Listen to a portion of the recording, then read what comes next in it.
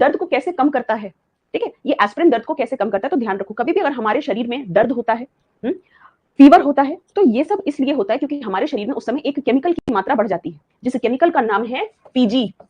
PG बोले तो prostaglandin. Prostaglandin, prostaglandin. Prostaglandin एक ऐसा केमिकल है, एक ऐसा रसायन है जिसकी मात्रा जब बढ़ जाती है तो क्या करता है, उस समय हम लोगों को फीवर होना होता है, दर्द होना होता है। तो कभी भी अगर आपको सर में बहुत तेज दर्द है, कमर में बहुत तेज दर्द है, समझ जाइए शरीर में इसकी मात्रा बढ़ गई है। तो प्रोस्टाग्लैंडिन की मात्रा कभी भी अगर बढ़ जाती है तो उससे क्या हो सकता है, पेन, फीवर, ये सारा कुछ हो सकता है। एस्पिरिन क्या करता है, एस्पिरिन प्रोस्टाग्लैंडिन की मात्रा को कम करता है, ठीक है। तो कोई आपसे पूछता है एस्पिरिन काम कैसे करता है, इसका मोड ऑफ एक्शन क्या है या कार्य करने का तरीका क्या है, तो हमेशा क्या ध्यान रखेंगे कि ये जो आपका एस्पिरिन है ये आपके पीजी यानी प्रोस्टाग्लैंडिन को क्या करता है, कम करता है। आया बात समझ में? तो प्रोस्टाग्लैंडिन क्या है, एक ऐसी केमिकल है, जब आपके शरीर में किसी प्रकार का इन्फ्लेमेशन होता है, दर्द होती है, सूजन होती है, बुखार होती है, तो शरीर में प्रोस्टाग्लैंडिन की मात्रा बढ़ जाती है। और एस्पिरिन कैसे काम करता है, उसकी मात्रा को कम करने का कार्य करता है। ये एस्पिरिन का रोल है और इसी वजह से एस्पिरिन हमारे दर्द को खत्म कर देता है। लेकिन ये काम उतना ही करता है जब आपको माइल्ड पेन होता है। मान लेते हैं आपकी सर्जरी हो रही है, सर्जरी में क्या किया जाता है, चीरा लगाया जाता है आपके शरीर में।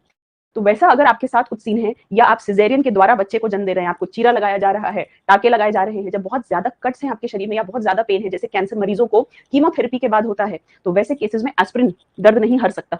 एस्पिरिन की उतनी शक्ति ही नहीं होती है कि आपका दर्द खत्म कर दे। तो उस समय आपको और पावरफुल पेन किलर की जरूरत होती है। फॉर एग्जाम्पल, आप में से जो भी लोग पीजीटी की तैयारी कर रहे हैं, तो क्या 6 to 8 की एनसीईआरटी पढ़ के काम हो जाएगा क्या?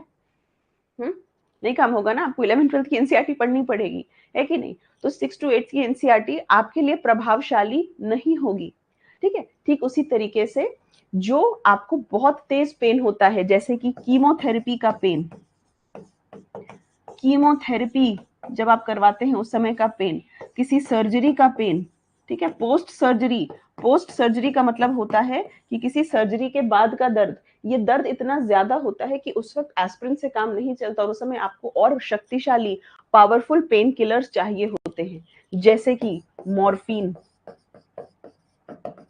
जैसे कि कोडीन, ठीक है। तो मॉर्फिन, कोडीन और हेरोइन, ये तीनों क्या हैं, ये तीनों नारकोटिक एनाल्जेसिक हैं। ये तीनों के तीनों नारकोटिक एनाल्जेसिक हैं। आम भाषा में यूं कहें तो ये आदत बना सकते हैं, ये क्या कर सकते हैं, ये आदत हैबिट डेवलपिंग होते हैं।